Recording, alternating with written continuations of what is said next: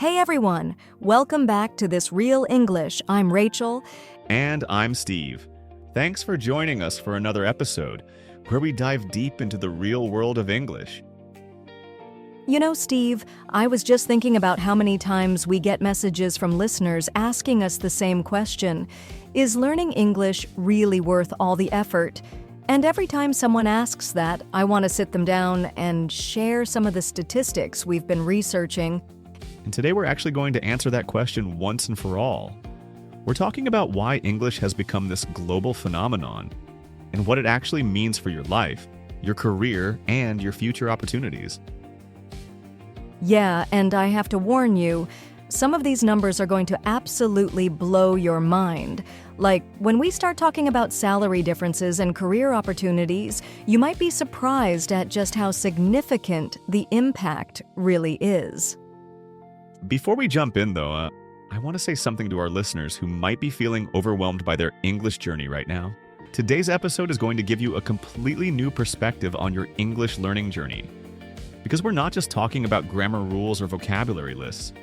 We're talking about how this one skill can literally transform your entire life trajectory. You'll see that English isn't just a language anymore. It's become something much bigger. It's like this universal key that unlocks opportunities most people don't even realize exist. So whether you're just starting your English journey, or you've been learning for years, or maybe you're even questioning whether it's worth continuing, this episode is definitely for you. We're about to share some insights that might just change how you think about English learning forever. All right, are you ready? Let's dive in.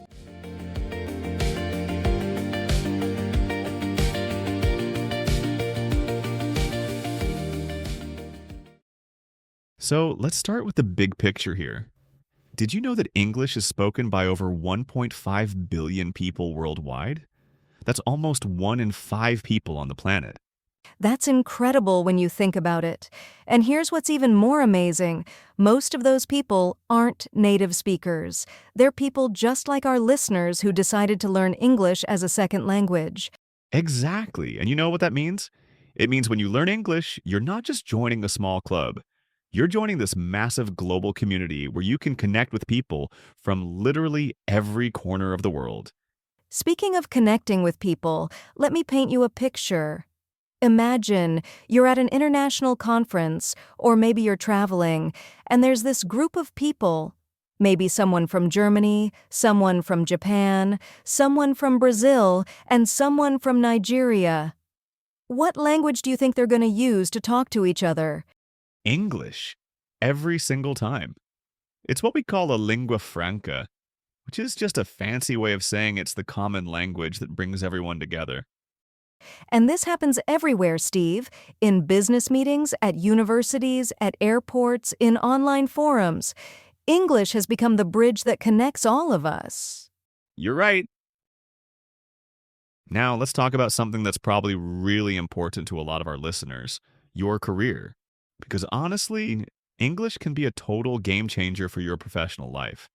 Steve, I was just reading about this study by Education First, and it found that people with better English skills earn 30 to 50% more money than their colleagues with weaker English.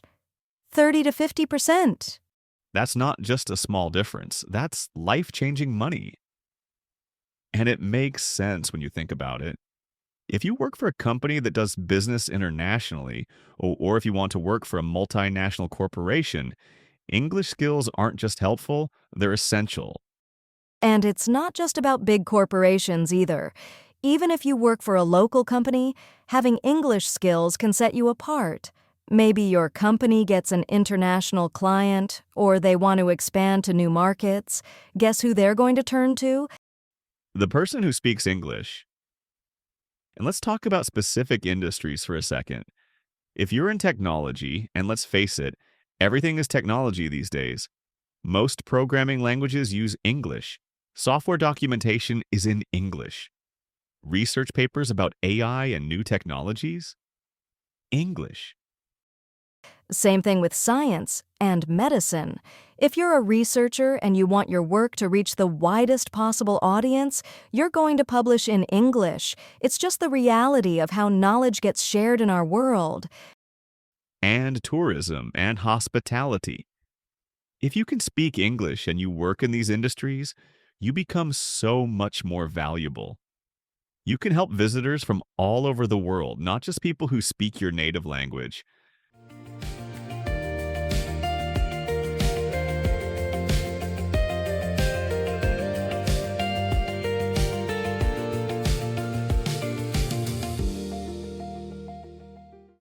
Now, let's shift gears and talk about education, because this is huge. Some of the world's most prestigious universities, Harvard, Oxford, MIT, they teach in English. If you dream of studying at one of these places, English proficiency isn't optional. And even if you're not planning to study abroad, think about online education. Platforms like Coursera, EDX, Udemy, they have thousands of amazing courses, but most of them are only available in English. This is something I find really fascinating, Steve. Over 80% of academic journals are published in English. 80%. So if you want to stay up to date with the latest research in your field, English gives you direct access instead of waiting for translations. And translations aren't always perfect, right? Sometimes important details get lost, or the translation takes months or even years to come out. With English, you get the information firsthand right when it's published. Plus, let's be honest, Wikipedia in English has millions more articles than Wikipedia in any other language. If you want access to information, English is your key.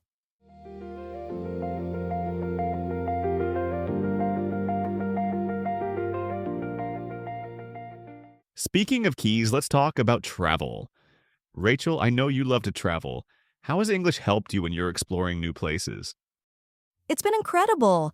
I remember being in Thailand a few years ago, and I don't speak Thai, obviously, but everywhere I went, hotels, restaurants, train stations, people knew at least basic English. It made everything so much easier. Same experience for me in Morocco. I don't speak Arabic or French, but with English, I could navigate, order food, ask for directions. It just removes so much stress from traveling. And it's not just about practical things like ordering food. English lets you connect with other travelers and even locals. Some of my best travel memories are conversations I had in English with people from completely different cultures. That's such a beautiful point, Rachel. Language is really about human connection, isn't it? Exactly. And speaking of connection, let's talk about culture. English is the language of so much global entertainment. Hollywood movies, British TV shows, American music. When you understand English, you get to experience these things as they were meant to be experienced. Yes. No more waiting for subtitles or dubbing. And honestly, dubbing often changes the whole feel of a movie or show. Jokes don't translate the same way. Cultural references get lost. And music. Music is so much more meaningful when you understand the lyrics. I remember the first time I really understood a Bob Dylan song in English. It was like discovering a whole new layer of meaning. Books, too. Reading Harry Potter or Stephen King in the original English is a completely different experience than reading a translation. You get every nuance, every play on words that the author intended.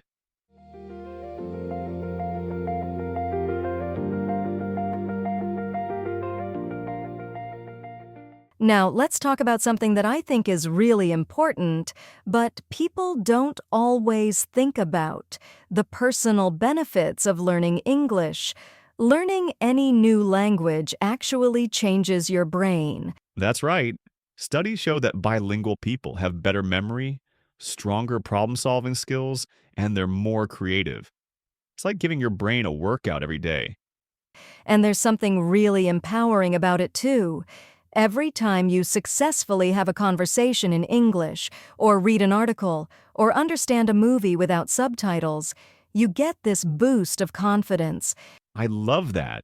It's like leveling up in a video game, but in real life. Each small victory motivates you to keep going and take on bigger challenges. And in our digital age, English becomes even more powerful. Around 60% of all online content is in English. If you want to participate fully in the online world, English is your passport. Think about it. Reddit, LinkedIn, most international online communities use English primarily. If you're an entrepreneur or freelancer, English opens up global markets. You can work with clients from anywhere in the world. And let's not forget social media. Instagram, Twitter, YouTube. While you can find content in many languages, English content often has the biggest reach and the most diverse audiences.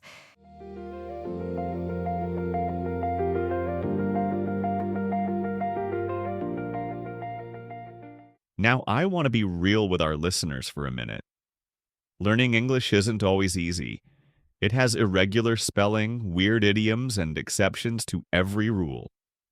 Rachel and I know this because we work with English learners every day. Absolutely, Steve.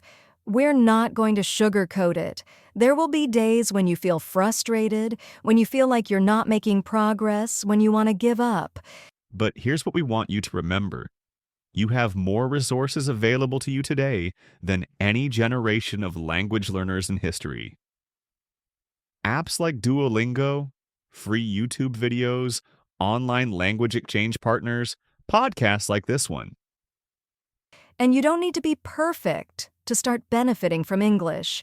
Even basic proficiency can make a huge difference in your life. Being able to introduce yourself, order food, or read signs in English is already a major achievement. That's such an important point. Perfection isn't the goal, communication is. Native speakers make mistakes too. What matters is that you can express your ideas and understand others.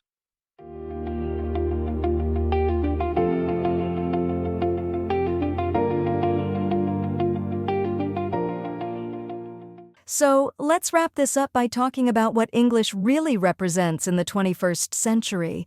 It's not just the language of business or science. It's the language of opportunity. When you learn English, you're not just learning vocabulary and grammar. You're gaining access to a global network of people, ideas, opportunities, and experiences that would otherwise be out of reach.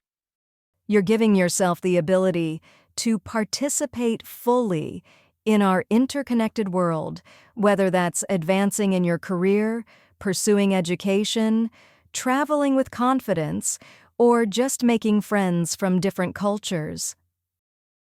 And let's be honest, in today's world, can you really afford not to learn English? It's become such a fundamental skill for navigating modern life. I love how you put that, Steve. It's not really a question of, why should I learn English anymore? It's more like, how can I afford not to?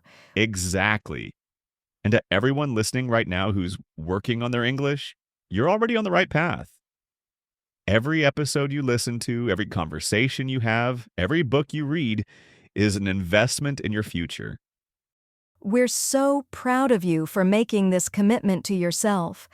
Learning English is challenging, but it's also one of the most rewarding things you can do. And remember, you're not alone in this journey. You have this amazing community of learners all around the world who are going through the same challenges and celebrating the same victories. That's right. And you have us too. We're here to support you every step of the way through this podcast and our other content. So keep going, keep practicing, and remember, every word you learn, every conversation you have, every mistake you make and learn from is bringing you closer to fluency and opening new doors in your life. Before we go, we'd love to hear from you. Leave us a comment telling us why you're learning English and what doors it's already opened for you. Your story might inspire other listeners. And if you found this episode helpful, please share it with someone else who's learning English. Let's help each other on this journey. Thanks so much for listening to This Real English. I'm Rachel. And I'm Steve. Keep practicing, keep improving, and we'll see you in the next episode. Bye, everyone.